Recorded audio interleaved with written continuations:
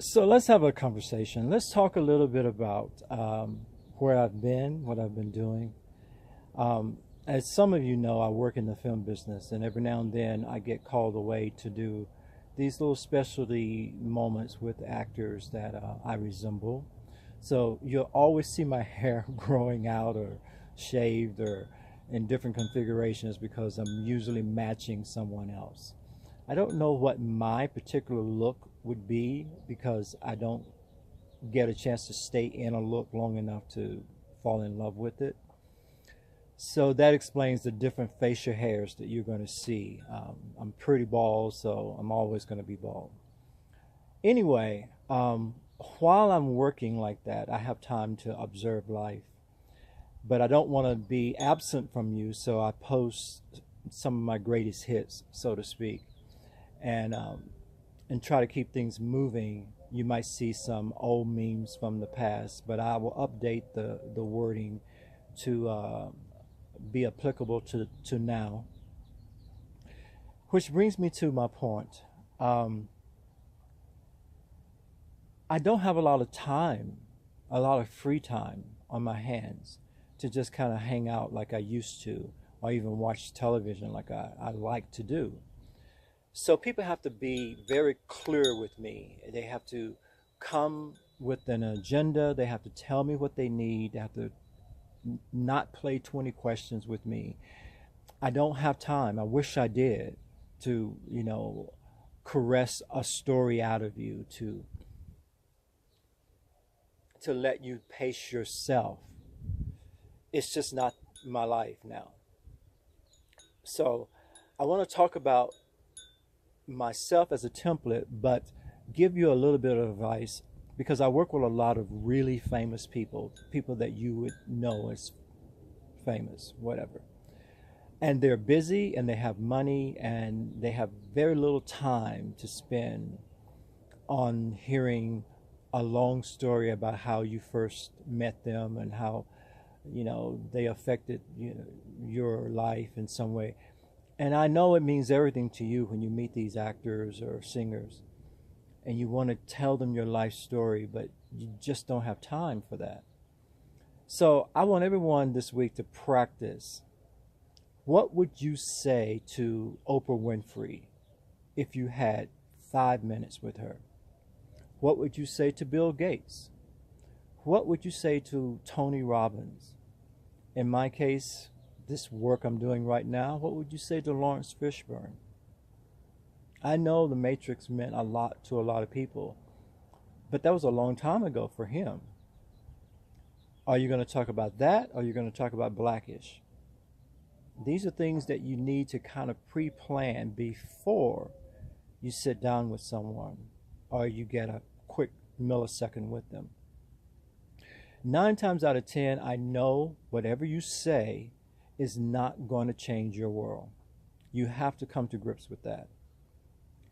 It may be life altering for you, but it won't be for them.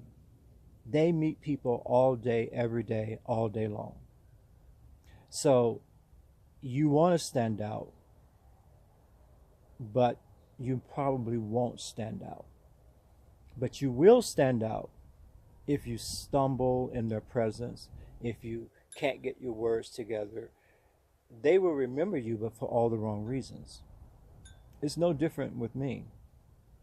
There comes a point where, if for no other reason, you have to remember you're talking to a 60, almost 61-year-old man. I've lived a lot of life. There's not many stories you're going to tell me that I haven't heard or lived through myself.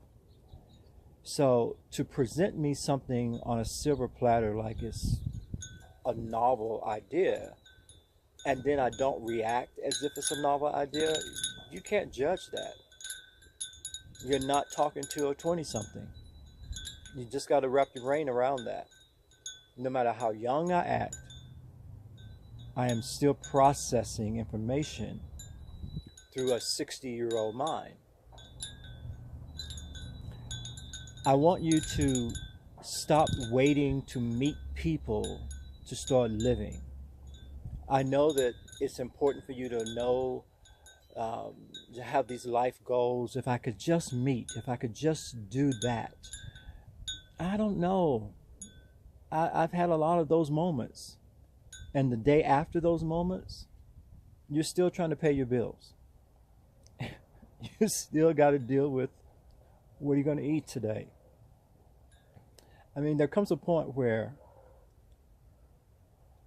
we make things bigger than they really are.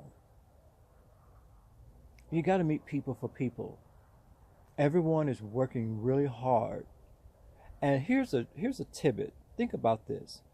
For all those famous people that you want to meet, you only know them in the context of their working. Every time you've seen them, they've been working. It's no wonder they have the success they have. Your whole image of them is them at work.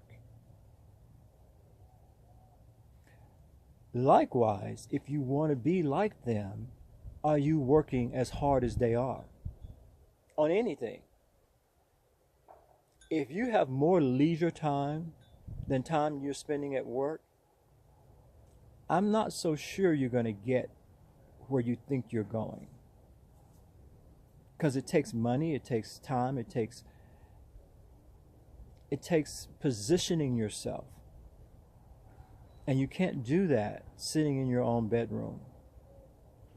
You have to be out and about, mingling and intermixing with people.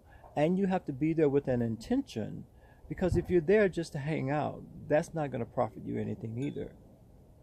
So pick and choose where you should go and who you really do need to spend time with, and how you need to ask them very specific questions that give you a little bit more knowledge about what it is that you want to do. You don't need their resume. Their resume is already out there. To talk to them about that old clip and what the movie was and how they said this or said that, that's conversation for a dinner party, but that's not the question you want to ask that person who's busy. You want to come to them with a problem that you need to excuse me. You want to come to them with a problem that you need solving. You come to them with a problem that you need solving, and you give them that setup, they will give you an answer, and life will move on, and you will be the better man for it. And that's all that we really are here to do, is pass on what we've learned and make it simpler or easier for someone else who's paying attention. So don't waste any more time idolizing people who are just doing hard work. It's really the one thing I want to impart to everyone who thinks, if I can just get over there, if I can just make it over there, if I can just meet him or her. All you want to be doing is working hard. Wherever you are, at whatever level, work really hard. For a season, get your foundation beneath you so that you can dream a little bit more emphatically and see some of those dreams come to fruition. It would be great if someone waved a magic wand and put you from here to over there, and then you were rich and successful. But without knowing the process, if you ever lost that, you wouldn't know how to get back.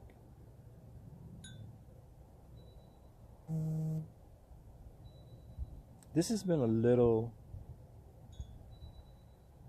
Eden wisdom, I guess, for mind and soul.